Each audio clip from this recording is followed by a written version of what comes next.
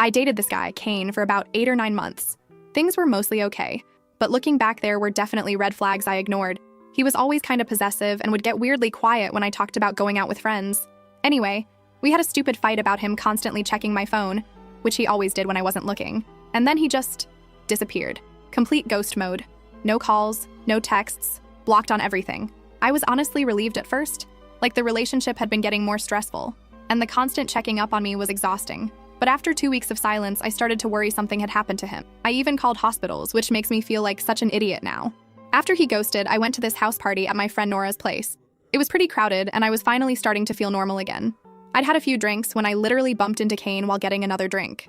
My stomach dropped, and I immediately turned to leave, but he grabbed my arm. "Please," he said, "just hear me out." Nora saw us and came over, asking if everything was okay. I told her it was fine, which was my first mistake. Kane looked different. His eyes were all red like he'd been crying, and he kept saying how sorry he was for disappearing, how his mom had been in the hospital, lie, and how he just couldn't handle anything else at the time. I should have walked away. I knew I should have walked away. But after a few more drinks and an hour of him apologizing and seeming genuinely remorseful, I stupidly agreed to let him drive me home. He was completely sober, hadn't touched a drink all night, which I thought was him being responsible. Turns out he had this whole thing planned. We got in his car, and at first everything seemed normal. We were talking, and he was being super attentive, asking about my work and family. But after about 30 minutes, I realized we weren't heading toward my apartment. When I asked where we were going, he just said he wanted to show me something special to make up for how he'd treated me. I started getting nervous when we left the city completely. The roads got darker, fewer streetlights, then none at all. Just forest on both sides. I asked him to turn around, but he kept making excuses. "It's just a little further," or "You'll love it when you see it." My phone was dying and the signal was getting weaker. After hours of driving, mostly in silence because I was legit scared at that point, we turned onto this dirt road. No signs, nothing, just trees everywhere. My phone had no signal at all. The road kept getting rougher until we finally stopped in front of this rundown cabin. It looked abandoned, windows boarded up, porch sagging, middle of absolutely nowhere. "What is this place?" I asked, refusing to get out of the car. "It's my uncle's hunting cabin, get out," Kane said. When I said no, he reached across me, opened my door, and physically pulled me out. I started screaming, but there was literally nothing around us for miles. He grabbed my purse, took my phone, and then dragged me toward the cabin. I was kicking and fighting the whole way, but he's way stronger than me. Inside was dark and smelled like mold and dirt. He shoved me into a small room at the back that had no windows, just a disgusting mattress on the floor. The door had multiple locks on the outside. Before I could get up, he grabbed my shoes and left, locking the door behind him. I pounded on the door, screaming for him to let me out, that people would look for me. He just laughed and said, "Now you can't run." Then he told me if I tried to escape, he'd break my legs. I was trapped in that room. No food except some granola bars and water bottles he'd throw in occasionally. No light except when he'd open the door. Every time I screamed, he'd blast music so loud, the walls shook. Once when it got quiet, I heard him say through the wall, "No one can hear you. No one knows where you are." I had no concept of time passing, no way to call for help. I tried talking to him when he brought water, begging him to let me go, promising I wouldn't tell anyone. He'd just stare at me with this empty look and say I needed to learn about consequences for abandoning him, which made no sense since he ghosted me. At night, he'd sometimes sit outside the door and talk for hours about our future together, like this was somehow normal, how we'd live at the cabin, how I'd learn to love it, how he'd take care of me if I just behaved. Sometimes he'd go silent for so long, I thought he'd left me there to die. First update. So I guess I'm finally ready to write part 2 of this hell show, because the first post barely scratched the surface, and honestly, I'm not even sure what I'm hoping for by posting all this, except maybe that if anyone else ever ends up in something even a little like this, they'll recognize the signs and run because holy shit, I sure didn't. Okay, I actually went back and reread what I wrote in part 1, and it almost sounds fake to me, like I wish it was. But I keep thinking about the way the mattress in that room felt under my knees, or the weird chemical plastic smell in the water bottles Kane tossed in, or how my own voice would go hoarse from yelling, and then I remember, this was 100% real. And I'm not gonna let anyone, especially myself, act like it was just a bad dream, or that I was just overreacting. I've been asked to document everything I remember from those days spent locked up, so there will be a lot of detail. That first night was the longest night of my life. There's no clock in there, no phone, nothing. I could hear Kane moving around the cabin sometimes, creaking floorboards, or the weird thumping of music when he wanted me to shut up. The mattress was disgusting, like I don't even want to get into it. And the walls were that brownish fake wood paneling that peels off at the corners. My shoes were gone, my phone was gone, my purse was somewhere out in the living room. I heard him go through it. He left the door locked, but I could sometimes hear him pausing outside, listening, At first, I was just in pure panic mode.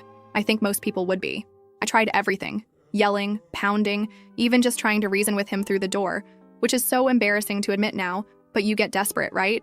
I tried apologizing for things I didn't even do because I thought maybe if I just said what he wanted to hear, he'd calm down and let me go. But every time I tried, he'd just laugh, or he'd get all serious and start lecturing me about trust and loyalty. And how could you abandon me after everything? Like, dude, are you for real? You're the one who ghosted me, not the other way around, but he just wouldn't let it go. It was like he'd rewritten the whole breakup in his head and I was the villain. The scariest thing is, I started to get used to it. Not in a this is fine way, but in a my body is just trying to survive way. My stomach hurt from hunger, but also from stress. And I kept thinking, okay, if I just wait this out, eventually someone will come looking for me. But then I realized, who though? Nora's the only one who even saw me leave the party. But I told her I was fine. My parents, okay. My mom calls me every Sunday and I'd already missed one call by then. But she lives 2 states away, and she's always threatening to come drag me home if I don't answer. But she never actually does it. My dad and I aren't close. He'd probably just assume I was busy. I kept replaying every conversation I'd had that week, wondering if anyone would even notice right away. It's such a messed up feeling, realizing how easy it is to just disappear. Every time Kane came to the door, it was like flipping a coin. Sometimes he'd just drop a water bottle inside and leave. Other times he'd stand there and talk at me for ages. He never touched me, not after he shoved me in. But honestly, that didn't feel like comfort. It felt like he was saving up for something worse. He'd talk about everything from his family, his mom, who was not in the hospital, by the way. I checked after I got out and she was fine. To how nobody understood him. To how I was different, and the only one who ever cared. He'd get all soft and sad. And then he'd snap and start yelling about how girls like you always run, and maybe now you'll learn what it's like to be left. No joke. The whiplash was insane. I didn't just sit there crying either. I was pissed. I kept thinking, screw this guy, I'm not just gonna wait around hoping he decides to let me go. I started checking the room for anything I could use. There was literally nothing, just the mattress, a plastic bottle, and a couple of granola bar wrappers. I started scraping at the door frame with a metal zipper pull I found on the mattress. It was slow, but it helped me focus. I tried the hinges, the locks, the seams, but everything was solid. The walls were thin though. I could hear Kane's phone sometimes, the stupid beeping of him texting or scrolling. I could hear him moving around, pacing, sometimes muttering to himself. The second night, things got weird. Kane came in and just stood in the doorway staring at me. I didn't even know what to say. I tried to act calm, like, what do you want? He just said I was lucky he cared enough to keep me safe out here, away from the people who poison you. I almost laughed, it was so over the top. But then he got all intense, talking about how he knew I'd try to run, and that's why I had to do this. It's not even like he was angry at me personally. It was like he was fighting with some imaginary version of me in his head. I started getting mouthy. I won't lie. I told him he was insane, that people would find out, that he was just making things worse for himself. He got right in my face, close enough that I could smell his breath, and started ranting about how all women are the same, and nobody ever stays. I shoved him, hard. I don't even know where it came from, just pure rage. And for a second, I thought he was gonna hit me, but he just laughed and said, "See, this is what I mean." He grabbed my arm, not gentle, and pushed me back onto the mattress. Then he walked out. I just sat there, shaking, and realized I was not getting out of there by being polite. That night, I barely slept. I kept listening for any sign he was asleep so I could try the locks again. I started thinking about everything I'd ever seen in dumb survival shows. Like maybe there was some trick I could use.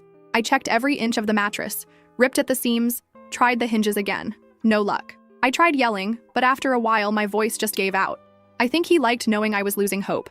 Every time I got too loud, he'd crank up the music so it felt like the walls were shaking. At one point, probably the third day, I lost track TBH. There's only so many times you can count water bottles and granola bars before your brain just stops. I heard him on a call outside the door.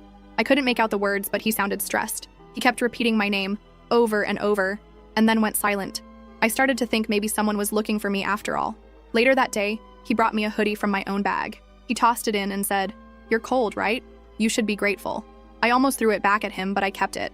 I started to wonder if he was getting scared. He looked rough, like he hadn't slept, and his hands were shaking a little. On what I think was the fourth day, I finally snapped.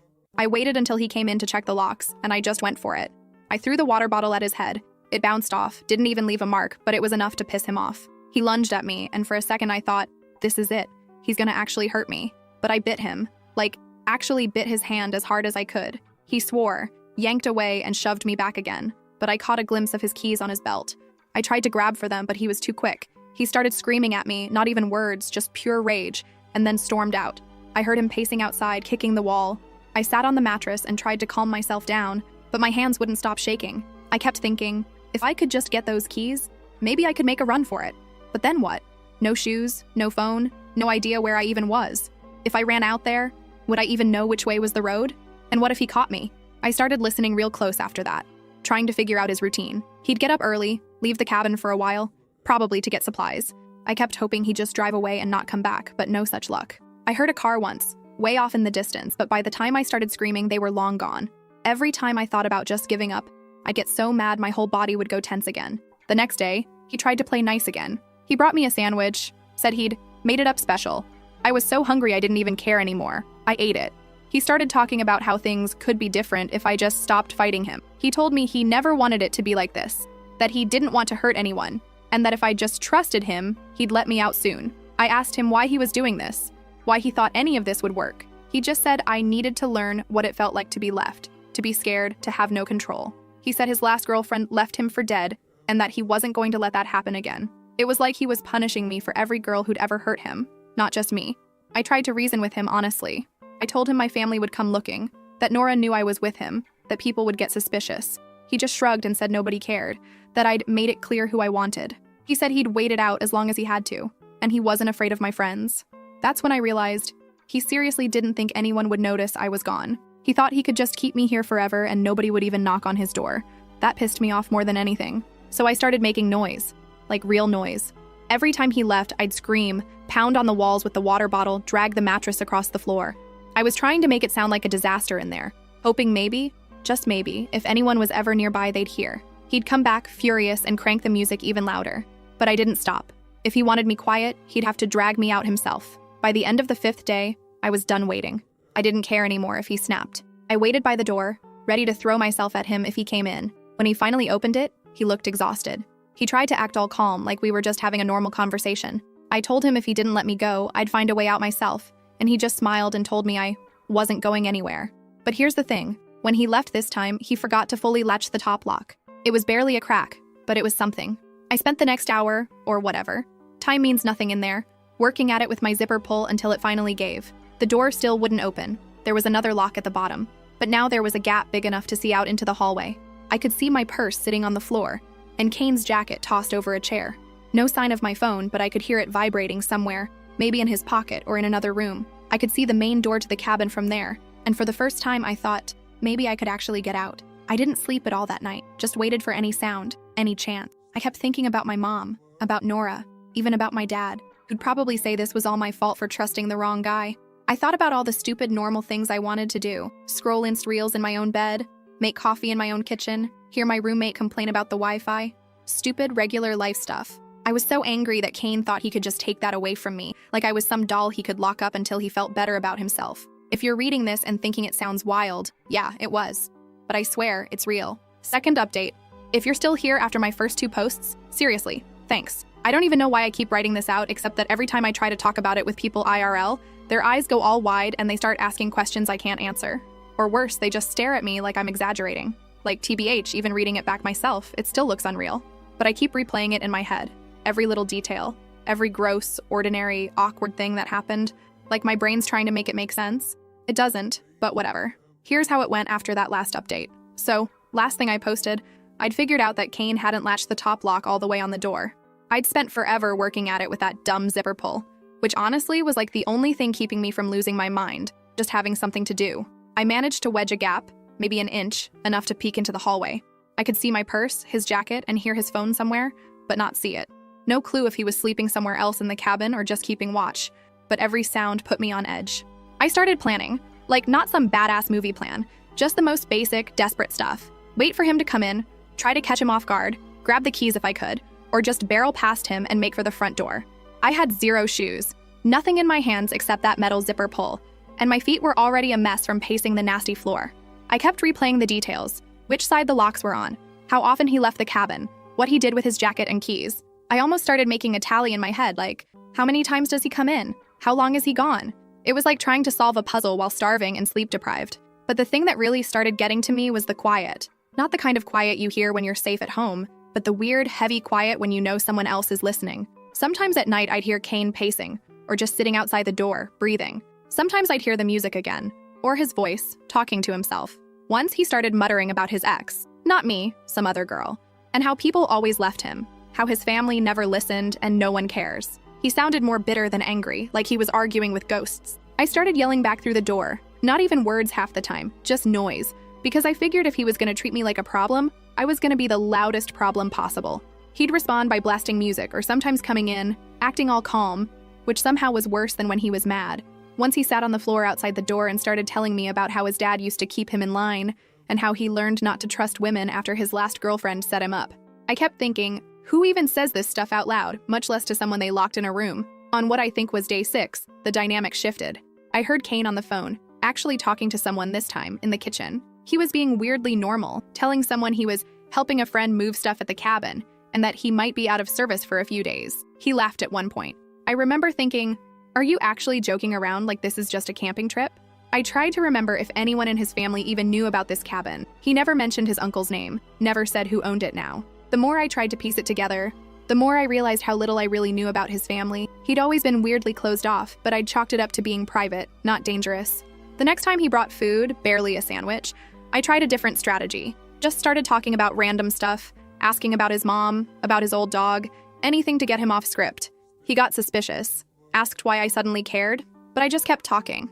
I figured if I could keep him off balance, maybe he'd slip up. He got annoyed, said I was trying to manipulate him, but didn't leave. Instead, he started ranting about how my friends never liked him, and how Nora was always butting in. I told him Nora would 100% notice if I was gone for this long. He scoffed, said nobody cared, that I was replaceable. I lost it at that point, called him every name I could think of, and he just left the room. Later that night, when he came back, something had shifted. He said his mom had called, wondering where he was, and he needed me to prove everything was fine. He tossed my hoodie at me, told me to put it on, then brought his phone into the room and pointed the camera at me. He said, "Just tell her you're fine, you're with me, and that you don't want anyone to worry." I froze for a second, then figured, okay, if I played along, maybe I could slip in a hint.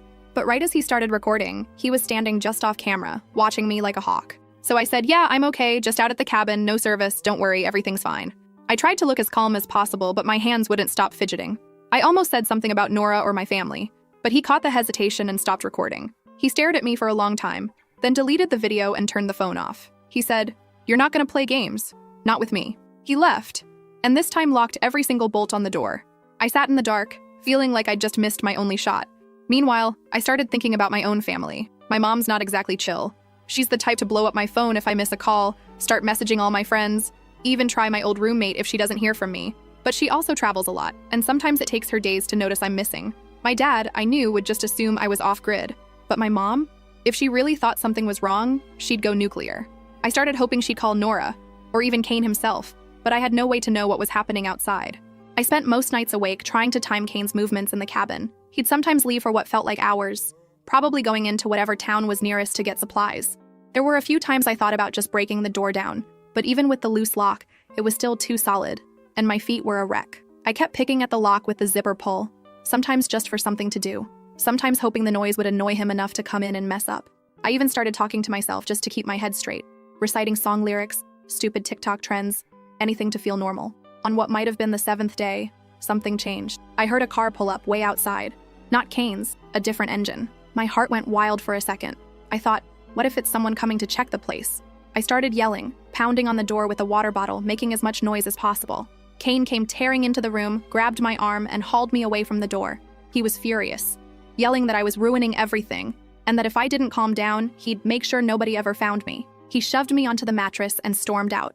I heard him outside, talking to someone. Couldn't make out the words, just the tone. I kept yelling, but no one came to the door, and after a while the other car left. After that, Kane went full paranoid. He started double-checking the locks, moving my stuff farther away. He even took the mattress out at one point, just so I'd have nothing to sit on, which was a whole new level of petty. He started talking at me through the door about how it was my fault things were getting worse, and how he knew I'd try something. He said he trusted me, and that I'd broken that trust. The way he talked, it was like he genuinely thought this was all my doing, like I'd somehow forced him into this whole situation. I started realizing this wasn't just about me. He was fighting with himself, stuck in some loop where every woman who ever left him was the same, and I was just the latest. That day, the hunger got so bad I started to feel foggy, but weirdly determined. Like if I was going to go down, I was going to go down loud. I waited until he came in to bring water, and this time I lunged at him. I don't even know what my plan was, just pure desperation. I grabbed at his shirt, tried to knock him off balance, but he shoved me hard, sending me straight into the wall. I kicked him, hard, and he cursed and backed off.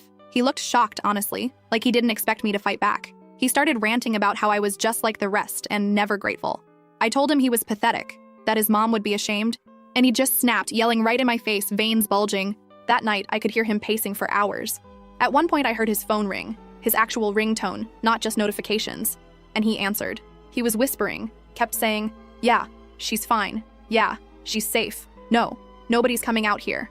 I heard my own name once, and then he hung up. I started thinking, was that my mom? Or Nora? Or someone else? I tried to remember who even had his number, if anyone would think to call him. It made me feel sick, thinking about how close I might have been to getting out. Here's where things got even weirder. The next morning, Kane came in and tossed a bag at me. Snacks, water, even a pair of socks. He said, "Congrats, you finally earned something." I just stared at him, and he told me if I behaved, he'd make things easier. I told him to screw himself, and he got all quiet, then started talking about how he never wanted to hurt anyone, and that this is just how things have to be. He said he wouldn't let anyone take me away, and that if I tried to leave, I'd regret it. I told him he was a coward, and he just looked at me, eyes all empty, and left. That afternoon, I tried the lock again. I wedged a piece of plastic from the snack bag into the gap, trying to force it wider. I could barely move it, but it was progress. I started wondering if maybe I could break the hinge, or at least make enough noise to get someone's attention next time a car came by. My hands were shaking, but I kept at it until I heard Kane coming back. I hid the plastic and acted like nothing happened. Later that day, I heard him on the phone again, this time, arguing. He sounded frustrated, kept saying things like, "I told you, she's fine, just leave it, and I'll be back when I'm ready." I started to hope maybe someone was suspicious. Maybe someone would actually show up. But I also started to get scared, because the more stressed he got, the more unpredictable he became. That night, I decided to risk everything. When Kane brought in water, I told him I needed to use the bathroom. He hesitated, then finally agreed, grabbing my arm and leading me down the hall. The second I got a look at the main door, I bolted, just ran for it, sock feet slipping on the old floorboards. He tackled me before I made it, and we went down hard. I scratched, kicked, bit, anything I could do. He dragged me back to the room, yelling the whole way, and threw me inside. I heard him breathing heavy outside, muttering about how I was forcing his hand and how he couldn't trust anyone. I sat in the dark, shaking, but weirdly satisfied that I'd at least tried. After that, he barely spoke to me. He brought food and water, but nothing else. He started sleeping in front of the door, I think, because I could hear him snoring at night. I spent hours just staring at the crack in the door, trying to memorize every sound, every creak of the floorboards, waiting for another chance. Meanwhile, outside, I found out later, things were heating up. Nora had tried to call me a million times, then started messaging my mom when I didn't answer. My mom started calling Kane, who ignored her, then tried to file a missing person report. But the cops said it was too soon, since adults can go off-grid. Yeah, thanks for nothing. Nora talked to some of my other friends, but nobody had seen me since the party. My mom even called my old roommate, who hadn't heard from me in months. I don't even know how many people were actually worried, but I do know Nora was losing her mind, because when I finally got my phone back, I saw like 60 texts from her, plus a ton of missed calls. Every day was the same routine. Kane bringing food, me trying to talk him into letting me out, him ranting about how I was just like everyone else. I tried everything. Begging, bargaining, threatening, even just going silent. Nothing worked. He was stuck in his own head, convinced that he was the victim, that I owed him for leaving. I heard a car again, this time closer, and it didn't leave right away. Kane went out to talk to whoever it was, and I heard voices but couldn't make out the words. He came back tense, slamming things around, cursing. He told me that people were asking questions, and that I'd better be on my best behavior if I didn't want things to get worse. I decided then that I wasn't waiting any longer. I started planning again, using every scrap of info I'd gathered. His routines, the lock, the door, even the layout of the cabin. I hid a piece of metal from the snack bag in my sleeve, ready to use as a weapon or a tool. I started faking being sick, hoping he'd let his guard down. He didn't, but he started getting sloppy, leaving the door unlocked for a second, forgetting to take my water bottle. I kept watching, waiting, ready to make my move. And then, right as I was about to try again, Kane came into the room, looking rough. He said, "You want to leave so bad? Fine." He grabbed my arm, dragged me outside, and pointed at the woods. He said, "Go ahead, run." I just stared at him, not sure if it was a trap or if he'd really lost it. He looked at me, eyes wild, and said, "Nobody's coming. You're on your own now. That's where I'll leave it for now.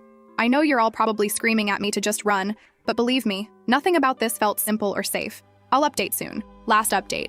I still don't know if I've got my head on straight enough to tell this in a way that makes sense, but I'm just gonna start. I've been sitting on this for a while, Not sure how much to share or what even matters anymore. But people keep DMing me asking what happened, and honestly, I kinda need to get it out of me. So here's what happened after he dragged me out and pointed at the woods, telling me to go if I really wanted it that bad. I looked at him, trying to figure out if he was bluffing or if he was actually gonna chase me down, or worse. He looked wild, unshaven, eyes all bloodshot, like he hadn't slept for days. He was shaking a little, but holding his phone in one hand and something metal. Maybe his keys, maybe a pocket knife. Honestly, I couldn't tell and wasn't about to get closer to check. In the other, I was wearing socks, my hoodie, and nothing else but the same jeans from the party. It was cold as hell, probably mid-morning, and I was already tired down to my bones. I didn't run at first. I just stood there, staring at the trees, thinking, what? I'm supposed to just take off into the woods with nothing? I had no idea which way the road was. No phone, no food, not even shoes. I glanced back at the cabin, thinking maybe I could double back for my stuff, but Kane just stood there, breathing hard, waiting. I started to wonder if he even wanted me to try, or if this was some new messed up test. He started yelling, not even words, just noise, like he was daring me to go.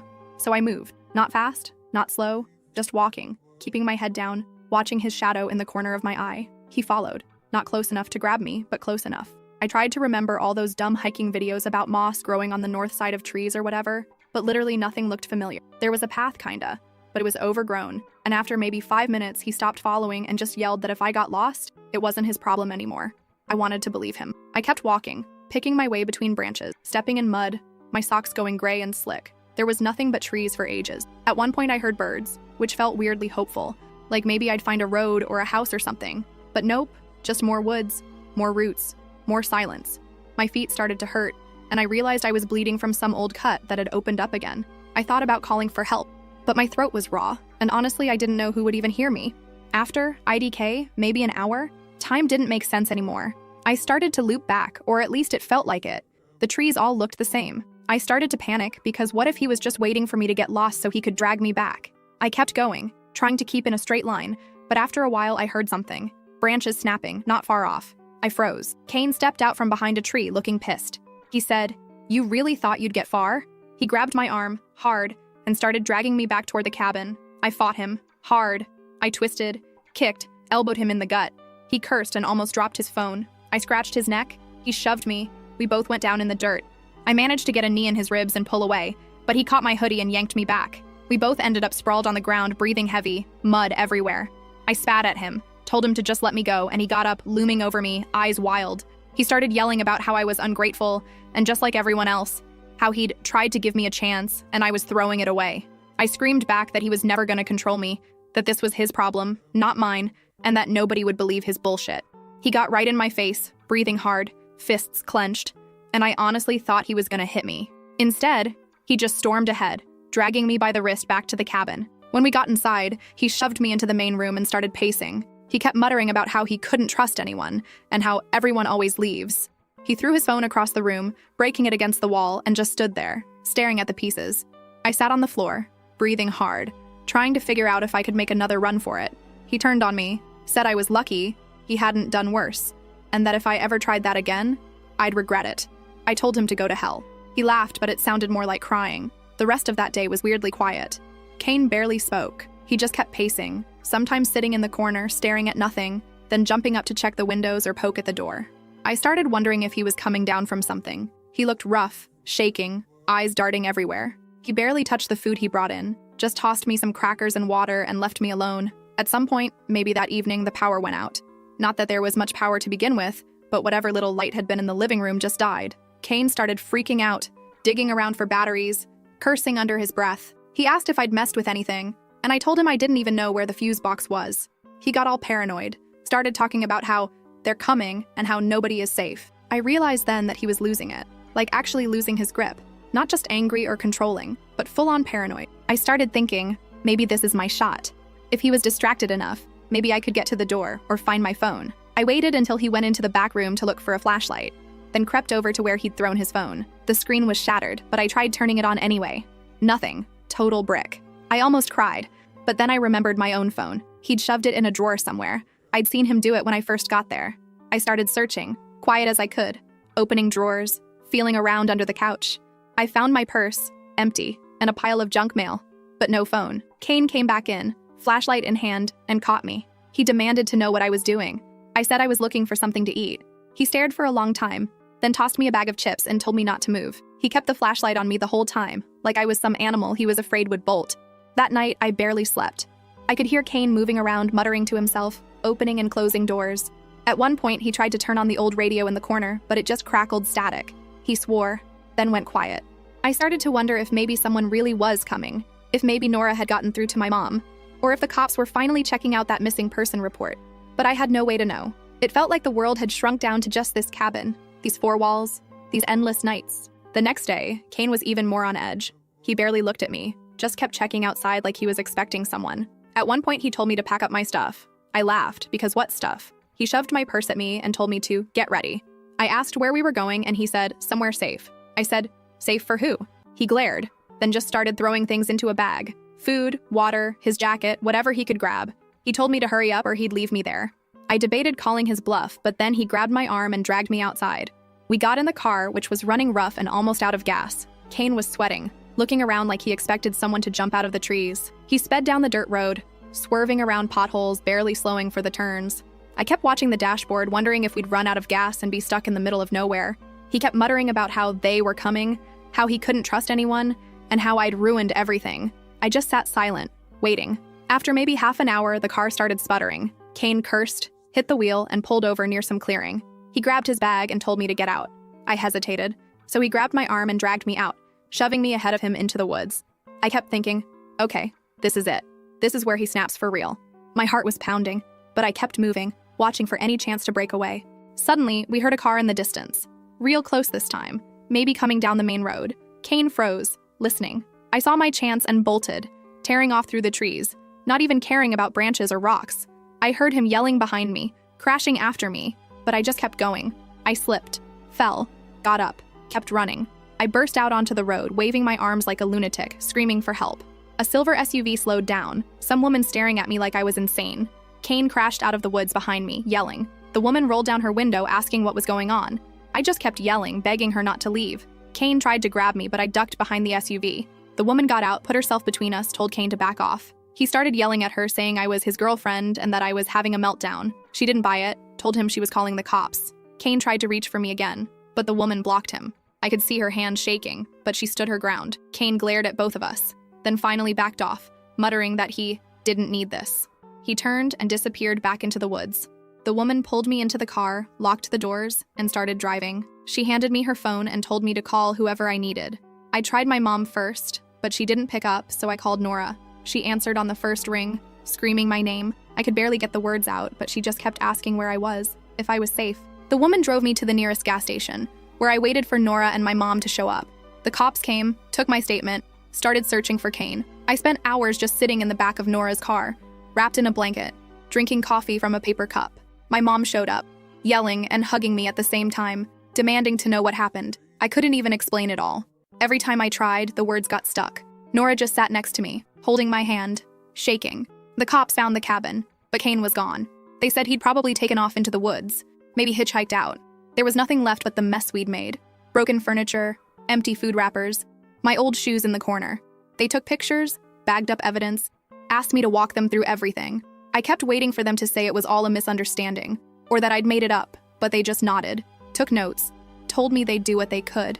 My mom wanted me to move back home, said she'd never forgive herself if something happened again. Nora kept texting, checking in every hour, asking if I needed anything, bringing over groceries. I tried to sleep, but every noise made me jump. The cops called a few times, asked for more details, but mostly just said they'd keep me updated. I started getting letters from victim services, offering counseling and legal help. Kane's family never reached out. I heard through Nora that his mom was in denial, insisting he'd never do something like that I must have misunderstood. Typical. I guess it's easier for people to make up their own stories than face what's right in front of them. My own family went into overdrive. My mom checking my location every 5 minutes, my dad calling to say he could have warned me about guys like Kane. I tried to go back to normal. I went to the grocery store, the pharmacy, walked around my block, but every time someone looked at me for too long, I felt like they knew. Nora stuck by me, but even she started getting tired, like she wanted things to go back to how they were, but I couldn't do it. I kept thinking about the cabin, the woods, Kane's face when he realized I was really gone. I kept waiting for someone to tell me it was over, that he'd been caught, but nobody did. The cops say they're still looking for Kane, so yeah, That's the end. Or at least, the end for now. If you made it this far, thanks for listening. If you ever get even a whiff of someone acting like Cain, run. I'm locking my doors now. That's all I can do.